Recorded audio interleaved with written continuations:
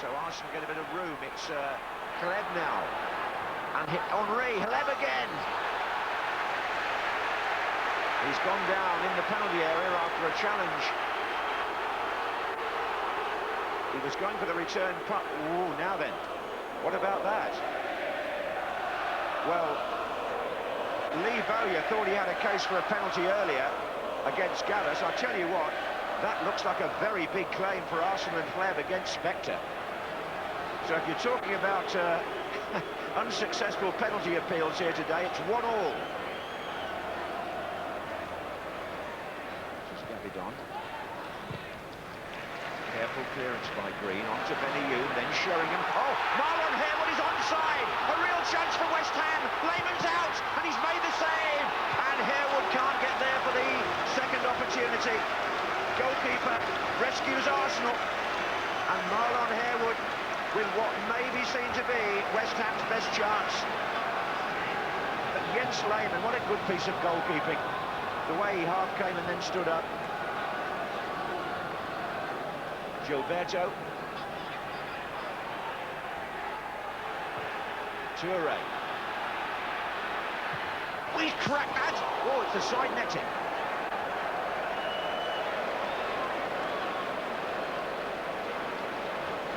This is the centre half from what, 30 yards? And that's bending and just wide. Hit the pole at the back of the goal. Oh, I tell you what, that's mighty close from Toure. This is Mullins.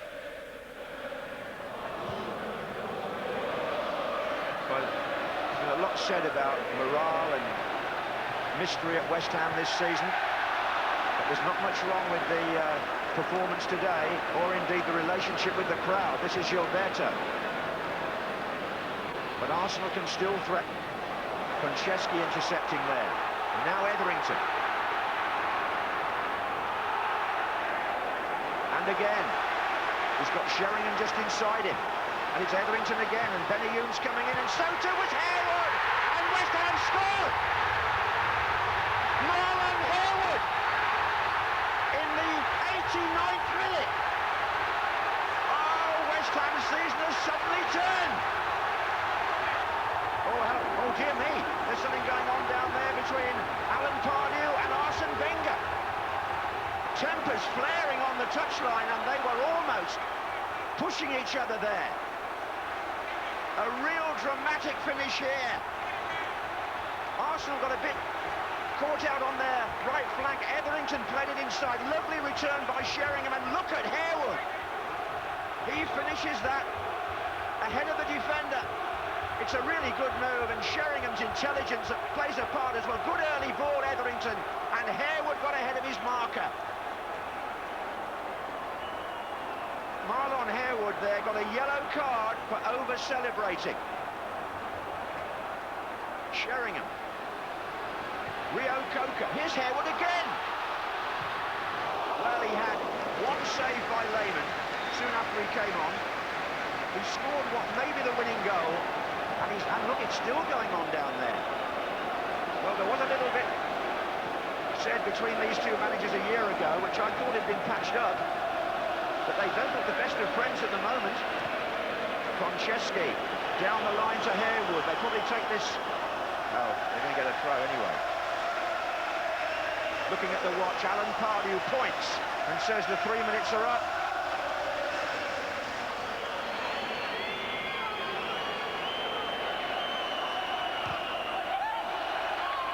It's a goal kick. Now then, we're in the 4th minute now of stoppage time. I don't think Rob Starks can find much more.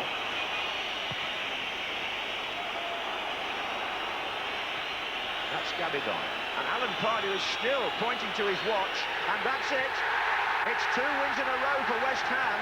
It's a big look. Oh, and is there a refusal to shake hands there by Wenger? It looked to me as though Pardew put his hand out and it wasn't taken. And the story of this match is the story... Oh, look at there, there's a pushing and shoving on the field. Fabregas, Harewood, it's still going on. And I'm not sure... Well, I don't know whether he's pulling him back to avoid him getting involved with somebody else. I don't know if Rob Stiles has clocked this. There's all sorts going on as the managers leave the pitch and the players leave the pitch. Well, somebody in the match report is going to have to piece all this together. Look at Wenger. I've never seen him as furious as this. So who would have thought it? Pardew and Wenger almost coming to blows on the touchline. Clearly, we needed some explanations on this. Unfortunately, Arsenal, or Wenger specifically, just took his bat home. Arsenal did not speak to anybody after the end of this game. So all we can give you is the West Ham side of the story, I'm afraid. So here it is. We're working in an emotional game, Alan. Yes. There's a situation there that happened. Can you talk us through it? What happened? With me and Arsenal, you're talking about? Yeah, I mean, perhaps I was overzealous in my celebration. I apologise to him fully on that. But, you know, it's been a frustration season here. A last-minute goal, desperate to win. And, you know, I have absolute massive respect for Arsene Wenger. I shall try and find him, and hopefully he's calmed down, because I would be a bit annoyed if I'd lost here, if I was him, and see if I can sort that out with him, because I don't want that situation. It's not right for the game. But on my part, I do apologise if I was overzealous, but, you know, the whole thing was spoiled, and I hope it doesn't get the headlines from what was a players' day. The West Ham players, who were brilliant. Great win for us today. To be fair to you in the situation, you did offer your hand at the end of the game. I did, and, you know, last-minute goals, horrible for managers, and, you know, I've got no problem with Arsene. I will try and find him again, and hopefully we'll all calm down and be sensible about it. Did you... Questions there, of course. I can't help thinking Alan Pardew just apologises too much. What's he apologising for? You can't have a fight breaking out every time a manager celebrates a winning goal in the last minute. What did he do wrong? No, I think he apologized because he was very near Wenger and he touched Wenger. I think it's so much. These former Arsenal players have got to you as well, Leo. You have to celebrate a goal, but I think he exaggerates a little bit. All right, let's relish this tantrum in full. You should have seen Ian and Lee's reaction to this when it went out. They simply couldn't believe it. The thing is, of course, I was happy. You know what I mean? Talking about some of the pressure he's been under recently. You know what I mean? That is Arsenal they're beating. And then we see, this is the one bit of fist pumping. We think, we've frozen it here. You'll see in a second. He turns around, here we are. There we go. It's a bit of the Bruce Forsyth about it, but we believe that he's doing that fist pump straight in Wenger's direction. And I think what happens is, when you run it on, is that he says, why? Why? What have I done? That, I think, is too much. You know what I mean? And then, now Wenger's not happy. Look, he's told him to touch him and to say something. It's not. Okay.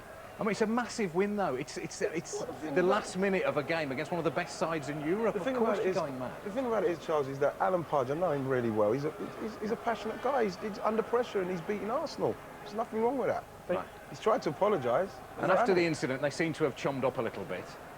No handshake here, though. And then at the final whistle, as we'll see. Now, why does Arsene Wenger do this? Whatever has happened, he is always going to look ludicrous, refusing to shake somebody's hand. Just shake his hand and abuse him, but shake his hand at least. Pat Rice doesn't want to shake it as well. He was like...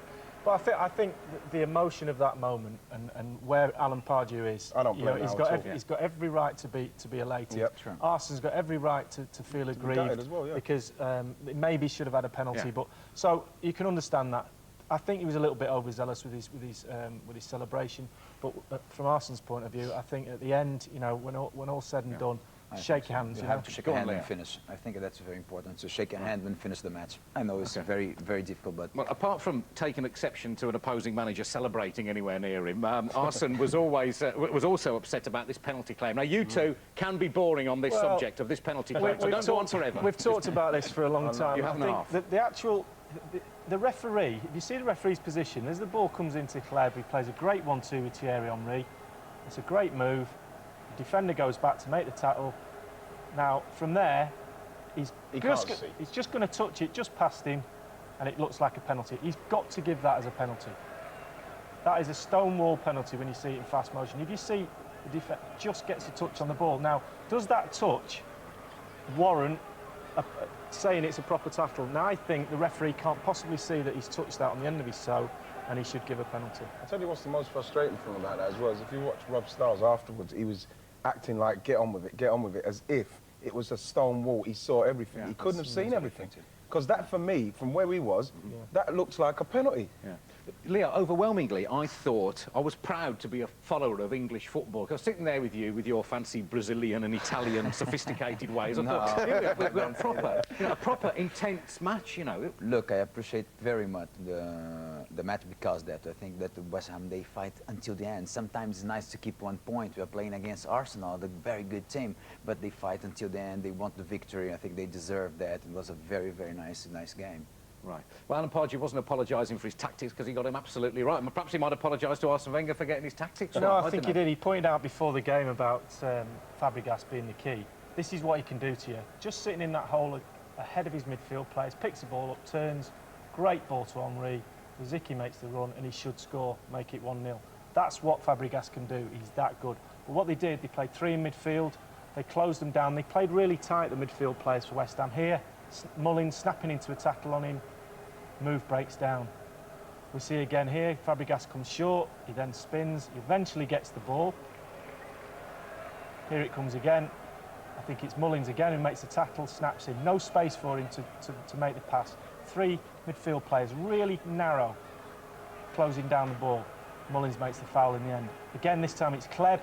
Watch the midfield players, how close they are. Snapping away all the time, no space for them to play. In the end, Kleb has to go backwards. Fabregas gets the ball again. Mullins not let him out of his sight. Another tackle.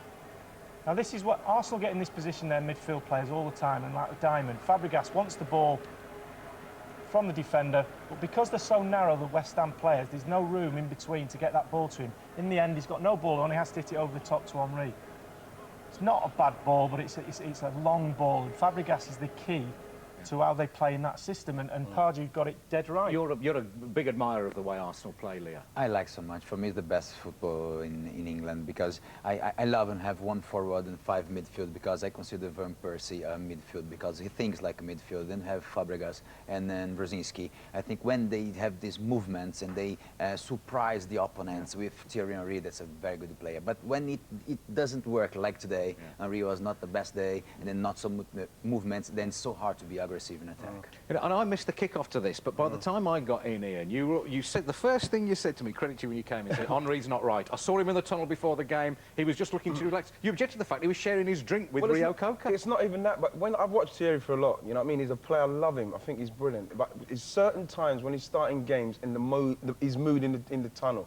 Now, his mood was he's jolly, he was jovial and everything. And you can see he started like that. He started with no urgency, no intensity, no focus. He didn't seem like he was right at it. Now, this one here, it's a good ball into him. You'd think, right, lay that just off to your man in front of you. He's got 3 men around him, and he's going to try something, but I don't even know what he's going to try. And that's not like Thierry. He just seemed indecisive, and he didn't seem right. He didn't seem up for it. This is Thierry when he's up for it. He's taking on players. It doesn't matter how many players there. He's cut inside. He's had a shot, and Anton Fernand's done well to block it, got injured doing it.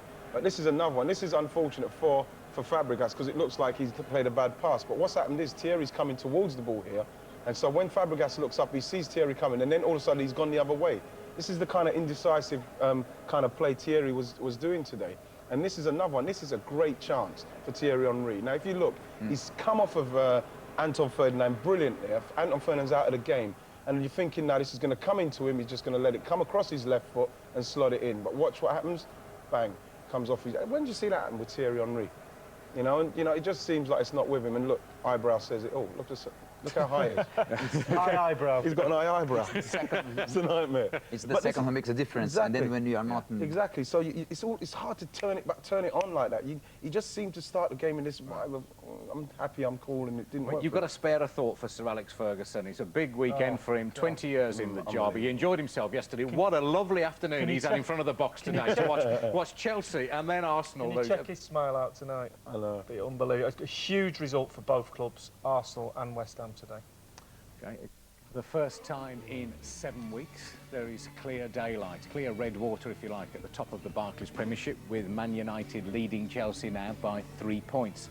Arsenal missed the chance to go third, while Villa's first win in 5 sends them up to 6th place. 4 of the bottom 6 won this weekend, which is bad news for Newcastle and Middlesbrough, who didn't. The Magpies are level with Charlton at the foot of the table, having made their worst ever start to a Premiership season. Meanwhile, Borough dropped down to 16th, so plenty for them to worry about after West Ham's second win in a row hiked them up a bit. Let's have a look at two good, two bad, starting with some headgear. First, he didn't give a penalty when Andy Johnson went down in the box. And just seconds later, James McFadden ran past Pole, who immediately blew his whistle and sent the Everton player off. It left David Moyes perplexed and Everton up against it. Yet they responded well, with chances falling to Joseph Yobo and then Nuno Valente, who might not have been going for goal here, but went pretty close nonetheless. Arsenal's young side fought back. Matthew Flamini set up Theo Walcott, who couldn't find the target, before Flamini tested Tim Howard with a shot of his own minutes later. Everton battled valiantly with 10 men, but from a set-piece, Arsenal made the most of their man advantage. Emmanuel Adebayor with the goal, unmarked at the corner. Everton had two chances to equalise late in the game. Both fell to Andy Johnson. The first saved by Mark Poom. The second came from this free kick. This time Poom was left stranded. Johnson could only head wide, and that was Everton's last chance. So it's Arsenal who go through to the next round, and guess what? A handshake from Arsene Wenger for anyone who wanted one. Andy Burton, Sky Sports.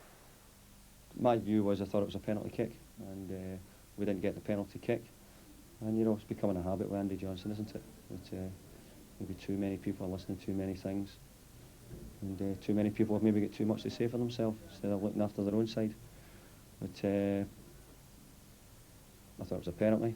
James McFadden claims to have said one thing, the referee claims he said another thing.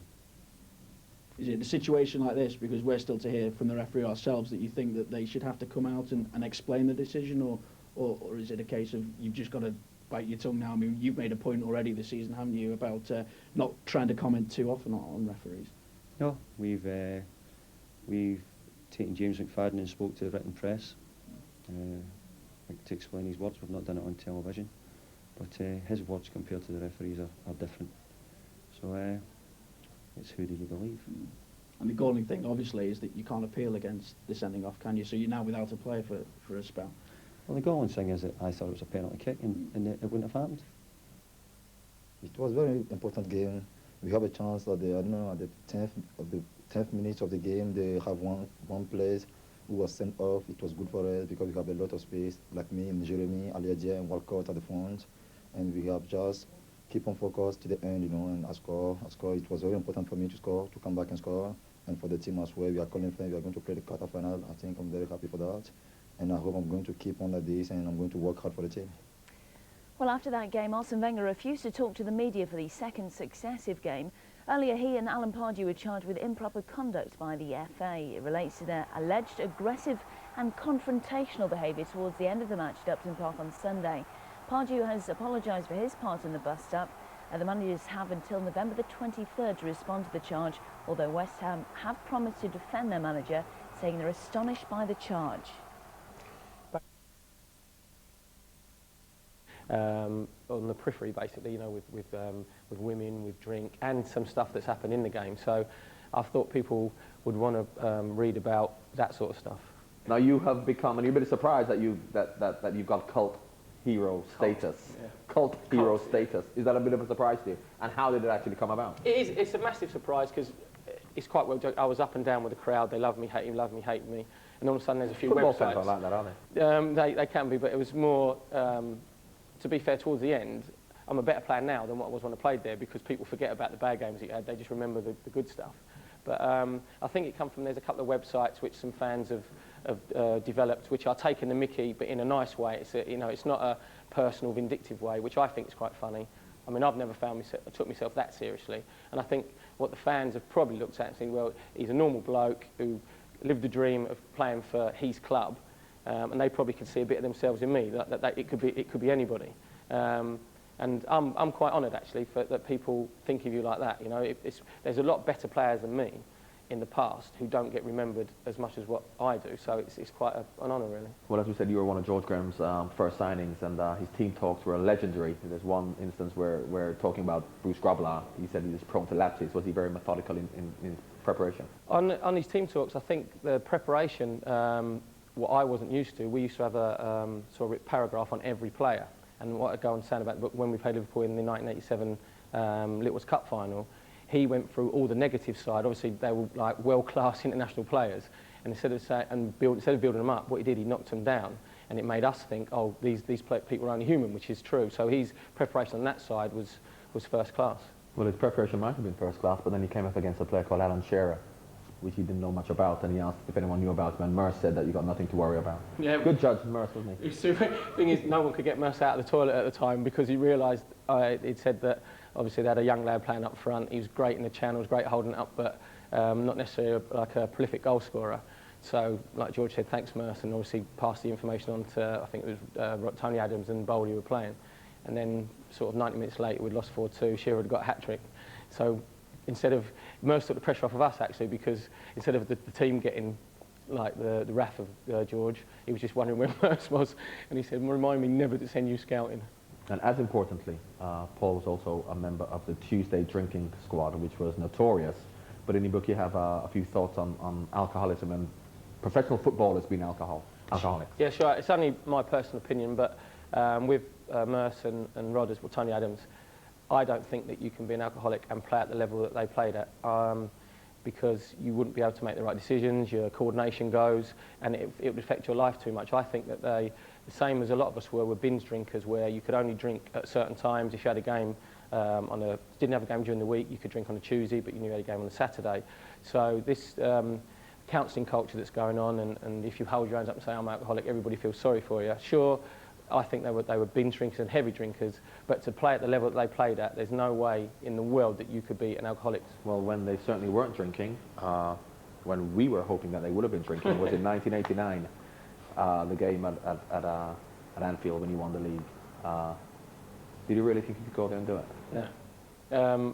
Again, in the book, George came in and said he was going to play a sweeper, because we got to win by 2 clear goals. Now, nobody would have guessed that he would play a sweeper, and the way he spoke all the way through it is exactly how he didn't say he was going to score in the 89th or 90th minute, but after the game, me, Merson, Bowley, we sat in the dressing room afterwards and said, do you realise everything that he said happened exactly how he thought it would happen? But when he told us on the Thursday, we thought he'd gone mad. He was the only person, I think, who really believed that we could do it. Well, throughout, I suppose, in terms of summing your book up, it just seems that you just see yourself as a normal bloke who doesn't take himself too seriously, who has no regrets. I think maybe players today maybe take themselves a little bit too seriously, where basically you're getting paid to play a game that you love. It's not a job. I never ever saw it as a job. I know we was getting paid, and people talk about pressure, but pressure is people who have to work to get their mortgage and feed their kids. There was no pressure like playing football. I felt privileged to play at that level, and now I'm in the real world. It's a lot harder in the real world than what it was when I was playing football, definitely. What do you make of Arsenal's progress in the Premiership this year so far? Again, I'm going to be biased, but I love watching them play. Now, whether they're going to win the league or not, I think Chelsea are really strong, Manchester United obviously coming on strong, but if you was teaching kids how to play football and wanting a team to play in the style of football, that is the way that they're going to play. Now, whether they're going to have the physical strength when teams get amongst them and try and like close them down or kick them if you like, is another question. They'll be in the top 3, and I think it will be pretty close at the end of the season. Now, whether it's Chelsea, Arsenal or Manchester United, it could go either way. Well, Stuart, your time at Arsenal overlapped Perry by a few months, and he was George's first signing, and I remember him mainly for the League Cup final against Liverpool. But is he someone who you would have thought would have become a cult hero at Arsenal? Not really. It was George's first signing. I was the first one George got rid of, so we weren't together too long. But no, he was very quick. He came from Colchester. He had a few injury problems in the first season, but you never thought he'd be a cult figure. He's just his pace, and he scored a few goals at times. No, Andy, you've read the book, coincidentally, the book, yeah. And there are some funny stories in it, and a lot of it, not a lot of it, but one part when he talks about the drinking culture that was Arsenal at the time. And I was speaking to him earlier today about that, and he said, although George Graham, and you'll know more than most, although he was a very meticulous, thorough, very hard taskmaster, he encouraged them to not necessarily go out and drink that much, but he encouraged that. Yeah, I mean, there's an element of that. There's an element of, he knew this was going on, but he thought it was bonding the team together. It would always be on a day before they didn't have training, Tuesday, I think it was, and then they'd all go out together, you know, and even, you know, other members of staff from the club, and it created this team spirit of George, obviously, you know, the unity off the pitch and then the unity on the pitch. It's great, actually. I read it on the train, actually, going up to Liverpool the other day, and it's just one of those books. Everything that comes across is a guy who just feels so lucky to be a professional footballer and is determined to enjoy the trappings that go with it, the women, the social life, etc. And it's a good read. Well, and of course he played at a time when Arsenal was probably the most English of clubs, and it's come full circle now, and Arsene Wenger had a big job when he went there, to get out of this drink culture and the culture that they had there. And if you look at Arsenal now, it's the complete opposite of what it was. He's changed the whole philosophy of the club. The way they played under George Graham, they were very regimental. They played a very high line, did very defensive. Now their football is magnificent. The passing, the movement, the fluidity, it's unbelievable. Can't always win the games at the moment, but their style of football is excellent. Well, there's a big game coming up Sunday against Liverpool, who haven't had the best of starts. They've picked up Arsenal, obviously, with the game against West Ham, and we'll talk a bit about that in a minute. But Benitez, they're still asking questions about the rotation, and okay, they did well on the weekend and they beat Birmingham, but there still are a few question marks over that situation. There are really, and I mean, I've got nothing against, you know, rotation. I mean, I think nowadays in the modern game, if you're going to play 56, 57, 60 games a season, you may need to do it. I just think the important area of the pitch is up front. I think if you can get a partnership, you know, I don't really see the point in changing that partnership. I think that's where it affects teams most, and disrupts teams most. And he seems to have found a decent partnership in Cout and Crouch.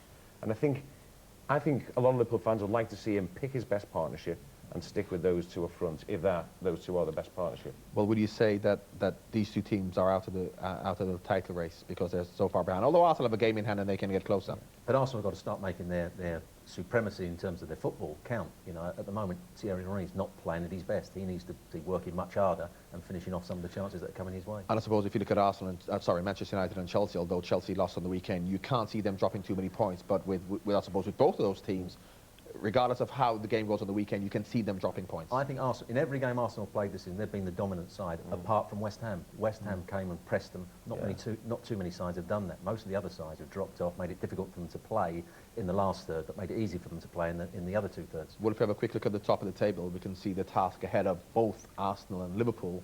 And while Arsenal do have a game in hand, I suppose you could say the encouraging thing is, you know, Chelsea losing on the weekend, we can anticipate them dropping a few more points, and Manchester United possibly also. So that'll encourage both Arsenal and Liverpool. It will, and the fact that you know, the teams, you know, it's so early in the season that the teams still have to play each other, and as Arsenal showed, they can beat the top teams. You know, they beat Man United at Old Trafford, they can beat Chelsea, they're capable of that. But you do just think, well, actually, you know, I think Arsenal lost 2 games now, is it? And drawn three at home. I mean, like, those 6 points dropped at home that's the sort of form that's not going to win you the title. And you can't see Man United and Chelsea, you know, dropping that many points. You can't see them losing more than 2 or 3 games now. Well,